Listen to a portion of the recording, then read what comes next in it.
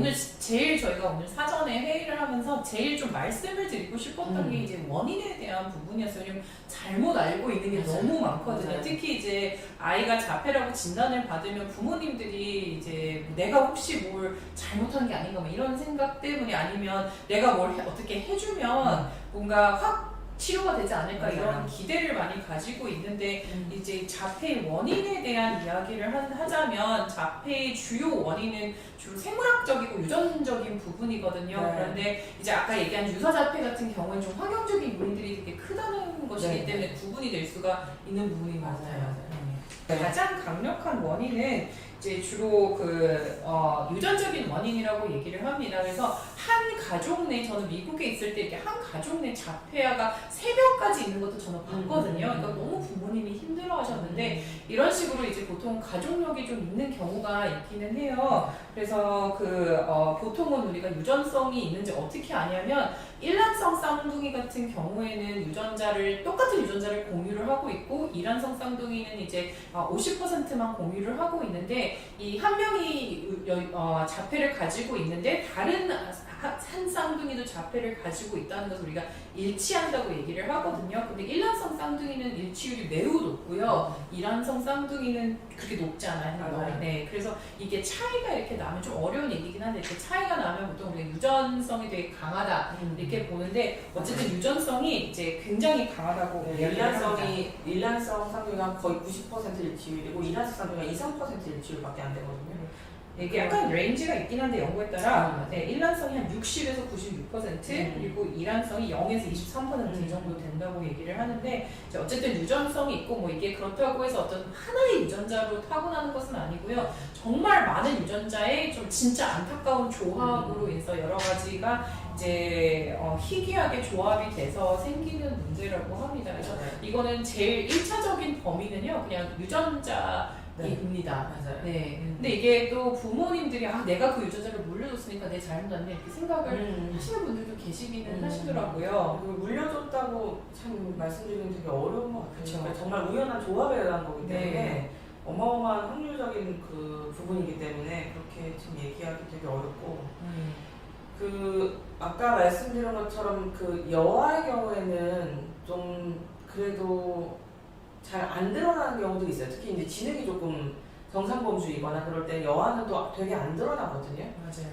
그래서 세서미 스트리트에서 몇 년 전부터 그 자폐 여아 캐릭터를 만들어냈죠. 일부러 이제 눈에 보이게끔, 가시적으로 보이게끔 그렇게 하려는 노력인데 그때도 그냥 그 친구에 대해서 있는 그대로 그냥 이 친구는 그렇게 만들어진 친구구나 이렇게 그냥 편안하게 받아들이도록 계속 노력을 지금은 하고 있거든요. 정말 유전적인 부분이 굉장히 강하다는 거 꼭 말씀드리고 싶고, 그러니까 예를 들어서 결절성 경화증이라고 하는 질환이 있어서 자폐가 올 수도 있고, 취약성 X증후군이라고 하는 그것도 유전적인 그런 이상에 기반한 건데 그것도 그냥 자폐를 또 만들어낼 수가 있어요.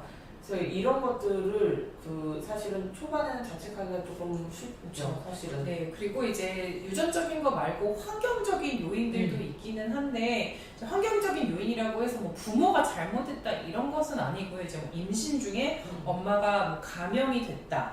혹은 엄마가 좀 기저질환, 만성질환 같은 뭐 당뇨나 고혈압 같은 것들이 있었다. 아니면 임신 중에 좀 약물을 잘못 먹었다. 모르고 임신한지 모르고 뭐 약을 먹었다. 아니면 출산할 때 좀 사고가 있었다. 약간 이런 환경적인 요인들은 좀 관련성이 있다고 얘기를 하는데 이것도 약간 논란이 있어요. 그렇죠. 그러니까 흔히 이제 잘 알려진 것 중에 하나가 탈리도마이드라고 입덧 치료제로 1950년대, 60년대 썼었던 약물 이런 것들 나중에 알고 봤더니 결국에는 기형아 출산이나 자폐를 유발했다. 그래서 그건 이제 금지 약물이 됐죠. 근데 그 이후에 이제 요새 제일 많이 논란이 되고 있는 것 중에 하나는 엄마가 항우울제를 먹은 게 위험하냐 안 위험하냐 이거 가지고 참 얘기가 논란이 좀 있었어요. 많아요. 그러니까 2017년에 12만 명 대상의 연구를 이제 조합을 해서 12만 명 대상으로 분석을 다시 해봤더니 상관이 있어요. 있는데 임신 중에 항우울제 먹은 것보다 임신 전에 항우울제 먹은 게 상관이 더 컸다는 거예요. 그게 이제 무슨 얘기냐면 임신 전에 이제 정신건강과 관련된 문제들 이런 것들하고는 그러니까 치료받지 않은 정신건강 문제 이런 것들이 더 위험할 수는 있어도 일단 임신 중에 의사의 처방에 따라 항우울제를 드시거나 그런 것들 네. 일단 의사가 처방을 다 연구에 토대로 하는 거기 때문에 일단 드셔도 되는데 이 말씀 왜 드리냐면 많은 엄마들이 그 얘기 하시거든요. 내가 그때 항우울제를 먹어서 아이가 뭔가 문제가 생긴 것 같다 이렇게 얘기하시는데 밝혀진 바는 없어요. 밝혀진 네. 바가 없기 때문에 거기에 대해서 그렇게 생각하실 필요 전혀 없다는 거 꼭 네. 말씀드리고 싶어요. 그리고 아버지의 나이도 좀 관련이 있다는 연구가 맞아요. 있어요. 그래서 아버지가 50세가 넘으면 30세 이하의 아버지보다 아이가 자폐의 가능성이 한 2.2배 정도도 높다. 이런 식으로 좀 이런 생물학적인 이런 요인들이 좀 있고요. 이게 네.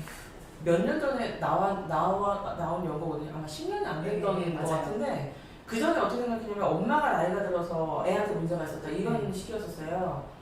근데 이제 나중에 봤더니 엄마가 나이가 많으면 아빠가 나이가 많다는 거를 보통은 아빠가 나이가 많다는 걸 간과해줬던 거예요. 그렇죠. 그래서 엄마 나이를 통계적으로 빼봤더니 사실 더 중요한 게 아빠 나이였거든요. 그래서 그동안 더 엄마의 죄책감이 굉장히 컸었는데 요새 트렌드는 아빠는 왜냐면 아빠의 정자라고 하는 건 태어날 때가 아니라 아무튼 2차 성징 이후에 아빠 몸이 이렇게 계속 늙어가는데 그때마다 또 만들고 이러면서 쏟아내는 거거든요. 근데 여자 남자 같은 경우에는 어릴 때부터 갖고 있던 거기 때문에 이게 조금 달라요. 그래서 남자의 몸이 나이 들수록 정자가 조금 약해질 가능성이 있어요. 그래서 사실은 이제 아빠 나이가 좀 관련이 더 있다는 게 요새 트렌드입니다. 그러니까 990님 요즘 다들 늦게 결혼하는데 네. 그렇죠. 근데 뭐 이거는 어디까지나 통계이고요. 대다수의 50살 넘으신 아버지들 중에 아이 가지신 분들은 네, 건강한 아이를 낳습니다. 그렇죠. 대부분은 그렇죠. 네. 그리고 이제 또 요즘은 그 자폐라는 말, 오티즘이라는 말을 미국에서 안 쓰고 뉴로 에이티피컬이라는 이런 말을 쓰더라고요. 좀 아이가 보통 이제 네. 태어날 때는 여러 이런 정도의 막 섬유 다발들이 이렇게 뇌 안에 있거든요. 근데 이제 이렇게 이렇게 여기저기 펼쳐져 있었던 것들이 가지치가 되면서 고속도로가 이렇게 뚫려야 돼요. 그리고 이제 국도도 생기고 안 들어가야 되는 도로가 안 들어가야 될 때는 안 들어가야 되는데 그래서 이 가지치기들이 이제 막 돼야 되는데 이 오티즘 스펙트럼 디소더들은 이 가지치기가 잘 안 돼서 그래서 이렇게 뭔가 자극이 확 들어오면은 참아야 될 때 참고 이걸 이제 전두엽 쪽으로 쭉 뽑아내서 처리를 해주고 이렇게 돼야 되는데 그 도로가 안 뚫리다 보니까 산발적으로 뇌에서 막 이런 여러 가지 일들이 비효율적으로 일어난다는 거죠. 그래서 이런 뇌프로닝과 관련돼서도 연구가 많기도 하고 이 사이먼 바로코헨이라는 굉장히 유명한 영국의 신경과학자 의학자분이 있는데 그분은 뭘 주장했냐면 남성에 대한 그 티오리를 만들어냈어요. 그래서 이제 정말 전형적으로 남성적인 뇌를 가지고 태어난다. 근데 이 얘기들을 어머님들이 하시더라고요. 그래서 얘는 뭐 남자 뇌를 갖고 태어났다면서요? 뭐 이렇게 말씀하시는데 이게 반론이 많아요. 그렇지 않다는 그렇죠. 그 단어도 약간 좀 그렇고 그래서 반론이 많아요. 그러니까 물론 이제 그 지지하는 부분도 많거든요. 왜냐면 이 자폐분들은 특히 말하는 거에 있어서 기능이 높다기보다는 수리적이거나 공간적인 거 되게 조금 기능이 좋은 분들 있잖아요. 그러다 보니까 야, 남자녀다 뭐 이런 얘기들이 있기는 있는데 그게 그렇게까지 이 친구의 병리나 이런 것들 설명하는데 설명량이 크지는 않습니다. 그래서 이제 뭐 남자녀다 뭐 이런 거는 그냥 흔히라 들으시면 좋겠고 어쨌든 내 뇌 자체가 약간은 많이 다른 그런 발달의 길을 가고 있는 친구들이죠.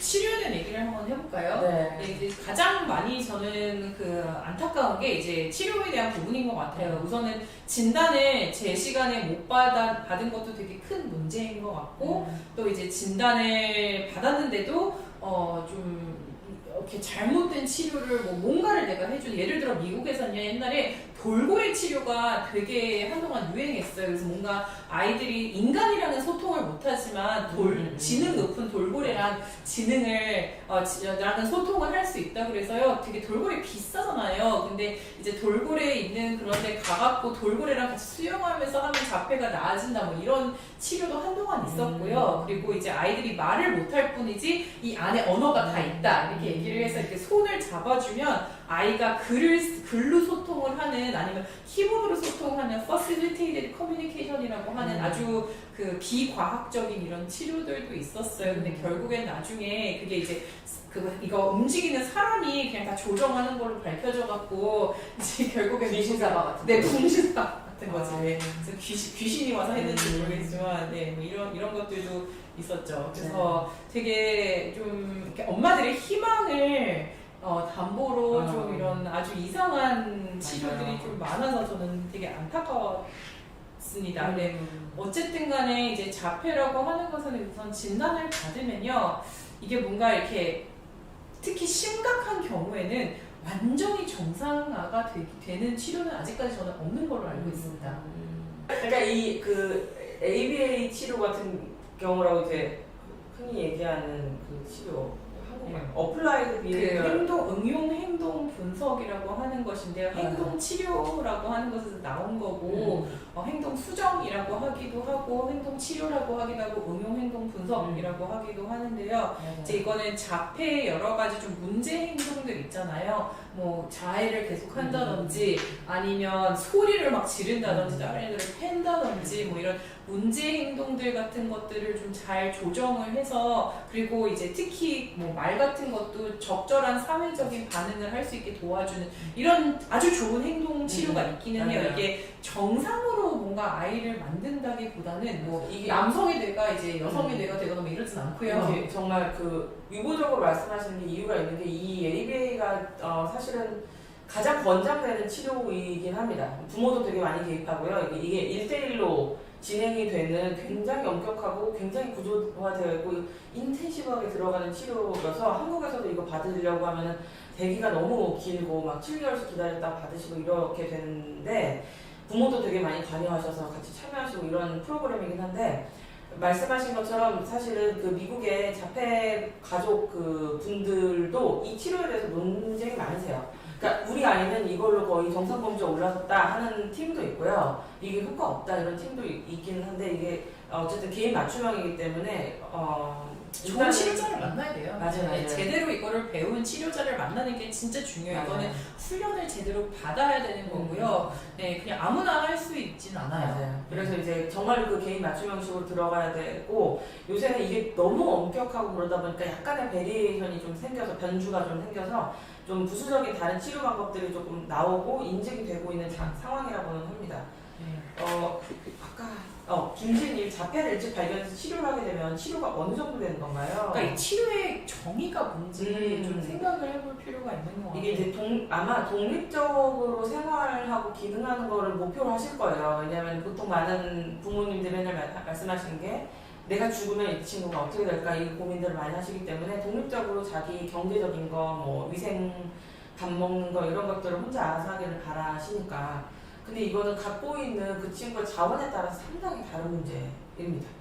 갖고 있는 그 지적인 자원 부분이라든지 언제 진단이 돼서 어떤 치료를 받았는지 그 이력에 따라 조금 많이 다르기 때문에 그래서 어머님들이 조금 더 많이 절박해지시는 것 같아요. 내가 지금 더 많은 치료를 해줘야 돼. 할 수 있을 만큼 제일 많이 해줘야 돼. 이런 것들 때문에 네, 그래서 이건 정말 개인마다 굉장히 다르다고 말씀드리고 싶고요. 네, 또 특히 이제 아니 진단을 받으러 가면 그 심각도에 따라서 아마 3가지의 그 분류가 있는 것으로 알고 있는데 그 스펙트럼에 따라서 근데 굉장히 심각한 경우에 따라서 심각도에 따라서 또 이제 되게 경미한 경우에는 정말 뭐 다른 전 정상이란 말 쓰기 참 싫은데 이제 진짜 그 말씀하시는 그런 독립적인 기능들 뭐 그런 학교에서 그냥 생활할 수 있는 이런 것들이 전혀 문제 없는 정도로 가는 것도 저도 많이 봤습니다. 그래서 그게 치료라고 생각을 하신다면 그게 치료가 맞고요. 그게 가능하기는 하고요.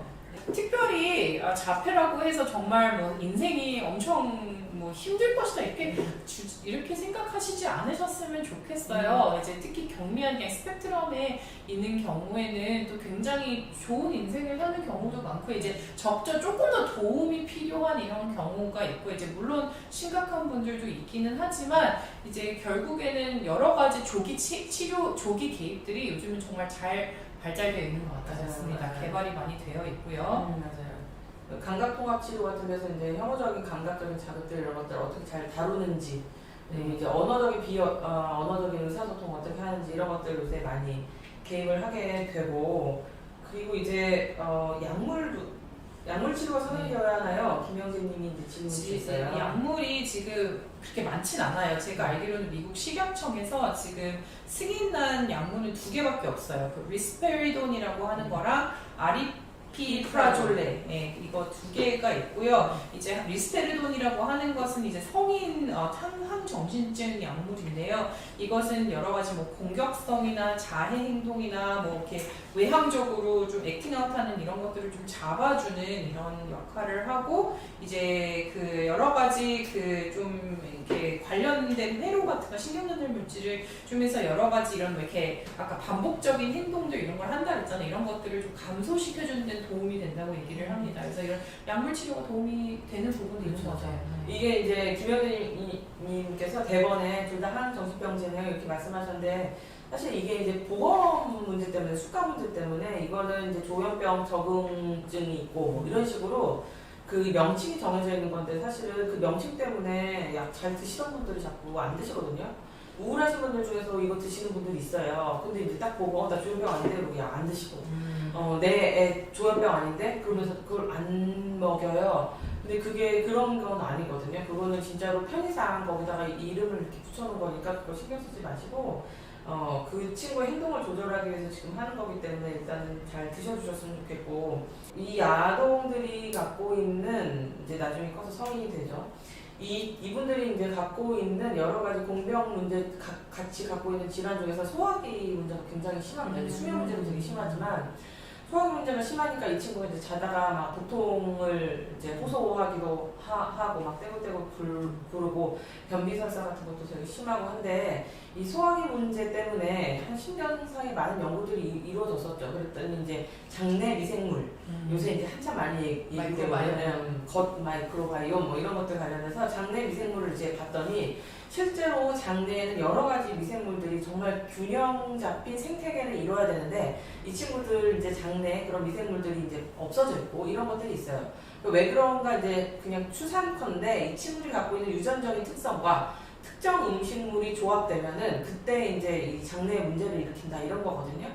그래서 이제 2017년인가 나왔었던 2019년에 셀리라고 하는 굉장히 유명한 그 최고의 학회지에 게재되어 있었던 논문이 뭐냐면, 그 자폐인의 대변을 가지고 거기서 이제 장내 미생물을 생쥐한테 주입을 했더니 이 친구가 유사자폐 행동을 보이더라는 거예요. 생쥐가. 그래서 이제 확실히 이게 뭔가 관련성이 있구나 해서 연구가 진행되는 거고, 2017년에 나왔었던 연구는 실제로 아동 7세에서 6세에서 17세 아동에게 건강한 대변 이식을 시행을 했거든요. 그랬더니 이제 이 친구들의 소화기 장애가, 건강한 대변을 어떻게 이식을 해요? 거기서 이제 균을 깨끗하게 추출을 해서 지속적으로 한 18번에 걸쳐서 넣습니다. 그러니까 이게 약재로 넣기도 하고 실제로 변을 아예 그 장 안으로 이제 넣기도 해요. 그래서 이제 그런 것들을 했더니 이 친구들 소화기 관련되어 있는 그 증상들은 80%가 줄어들었고, 자폐 관련되는 특히 행동 문제 같은 경우 28% 정도, 25% 정도 호전이 됐거든요. 그리고 2년이 지나도 그때 장내 미생물이 생태계를 잘 유지하는 것들을 확인을 했어요. 그래서 조금 이제 이런 마이크로바이옴 이쪽으로 좀 확 좀 뜨긴 했는데, 주의하실 것은 앞으로 연구가 되게 많이 필요하거든요. 그래서 연구가 완전 초기 단계야. 맞아요. 지금 제가 2017년도에 미국에 갔을 때 그때 막 미국에서 시작하고 있었어요. 맞아요. 네, 그래서 요즘은 사이코바이옴이라고 해서 이제 약간 심리학적인 문제와 관련이 있는 이런 장내 미생물 연구들이 좀 핫한 편인데, 아직 완전히 초기 단계고 우리가 그 어떤 결론을 내리기에는 좀 많이 조심스럽다 정도만 알면 될 것 같아요. 갑자기 뭐 대변 치료하겠다고 병원 찾아가지 마세요. 네. 궁금하시면 요새는 병원에서 그래도 검사를 해주시니까, 마이크로바이옴 검사 해주시니까 가서 이제 확인을 해보시면 될 것 같고, 그런 치료들이 있죠.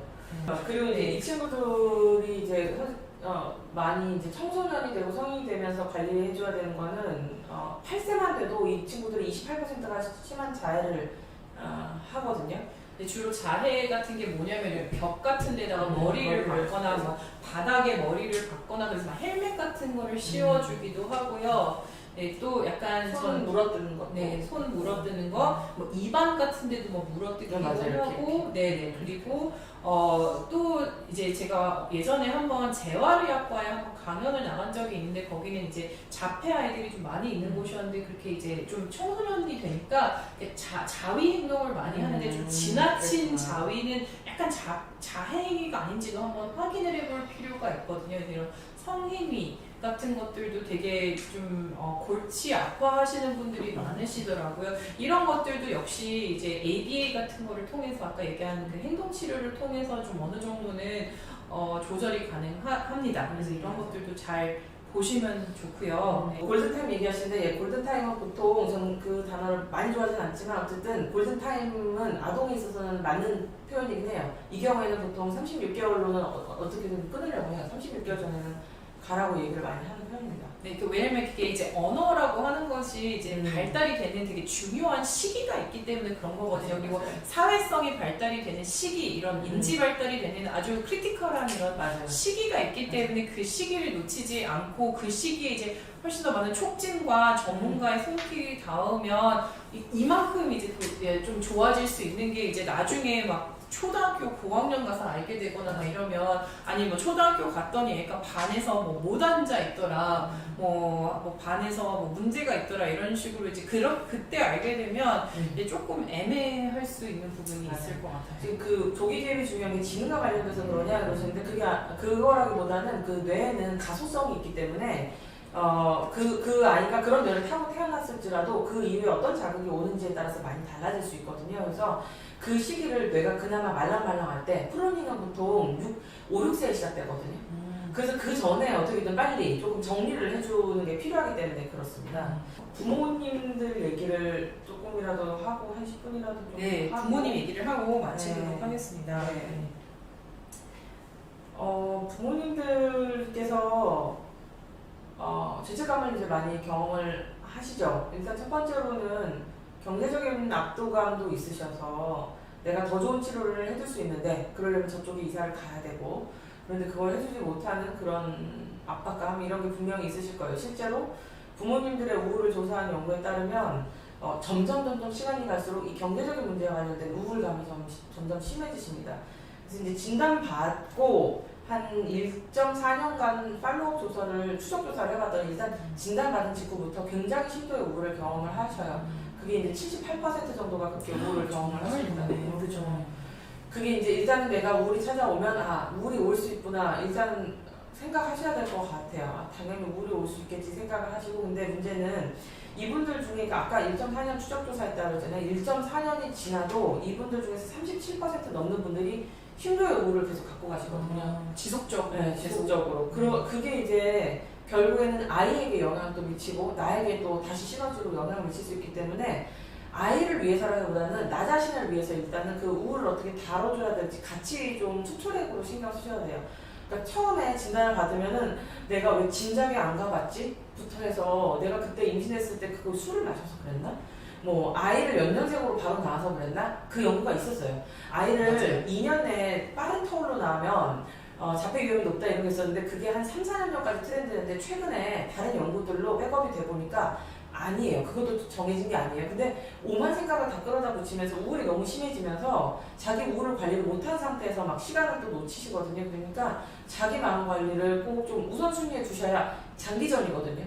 그러니까 자기 마음 꼭 좀 우선순위에 두셨으면 좋겠어요. 네, 이게 아이를 위해서도 어쨌든 아이를 케어하려면 본인이 에너지가 있어야 되는데 이제 본인이 우울하면 그런 에너지조차 없고 뭔가 이게 뭐 갑자기 좋아질 거다 이렇게 바라는 거는 오히려 더 우울하게 만들 수 있을 것 같습니다. 그리고 이제 지나친 죄책감 이거는 오늘 저희가 꼭 말씀을 드리고 싶은 건데 이거는 뭐 그냥 아주 안타까운 그냥 우연이라고 볼 수 있는 것 같아요. 네, 아주 그 뭐 유전도 뭐 하나의 유전자가 아니라 뭐 거의 100개 이상의 조합의 변이 뭐 이런 것들로 인해서 이루어지는 거라 정말 그냥 운이 나빴다 뭐 이렇게 생각을 해볼 수도 있고요. 되게 좀 안타까운 일이고 당연히 다른 아이를 기르는 걸 키우는 것에 비해서 뭐 힘든 챌린지들이 더 많을 수도 있겠지만 그래도 이제 어쨌든 뭐 간병을 하건 뭐 여러 가지 이런 주변인으로서 좀 본인의 정신 건강을 우선시해야 되는 것은 정말 중요한 일인 것 같습니다. 이렇게 이제 다른 운을 갖고 있는 경우에 그러면 자조 모임이 뭔가 효과가 있을까? 그러니까 어머니들끼리 뭐 발달장애나 자폐를 갖고 있는 어머니들끼리 그걸 좀 공유하면 좀 나을까? 그렇지가 않아요. 그러니까 그것도 꼭 고려해 주셨으면 좋겠는데 두 가지예요. 하나는 아이들마다 상태가 너무 달라요. 그런데 이제 그 상황에서 뭔가 공유된 지점을 찾는 게 상당히 어렵습니다. 그러니까 그리고 이제 두 번째로는 뭐냐면 여기도 이제 모이면 나는 뭐 시키고 있어요. 뭐 그 선생님 만나봤어요. 이런 얘기들을 하면서 이게 말하자면 되게 압박감이 되게 커져요. 나도 그걸 해야 되나? 이런 압박감이 크시기 때문에 자조 모임 성격이 잘 안 됩니다. 그러니까 그 선생님들끼리 운이 다른 가족끼리 모이면 조금 도움이 되겠지. 한번 거기 나가봐. 이게 그렇게 좋은 방법은 아닐 수 있거든요. 그러니까 이분들이 갖고 있는 그런 그 심리적인 고통은 조금 많이 달라요. 거기에 대해서 이제 함부로 막 조언을 저희가 하는 건 참 어려운 일이라는 생각이 듭니다. 맞습니다. 들으시면서 사실은 어떤 정보를 얻어가실지 모르겠는데 그냥 저는 거의 이제 마지막 시간이니까 꼭 드리고 싶은 메시지 두 가지인데 하나는 아까 누가 그 말씀 하셨어요. 자폐아동 부모님께서 유튜브 브이로그 하시면서 조금 많이 지지받는다. 그거 좋은 방법이신 것 같아요. 저도 그런 거 가끔씩 보면서 저도 되게 감사하더라고요. 그런 것들 이렇게 공개해 주시고 맞아요. 하시니까 그런데 자폐에 대해서 무분별하게 지금 저희가 이거 했었던 것도 뭐 유튜브 보면서 조금 화가 몇 년 동안 나 있다가 지금 한 거잖아요. 뭐 부모가 뭐 잘못해서 그때 갑자기 기억나죠.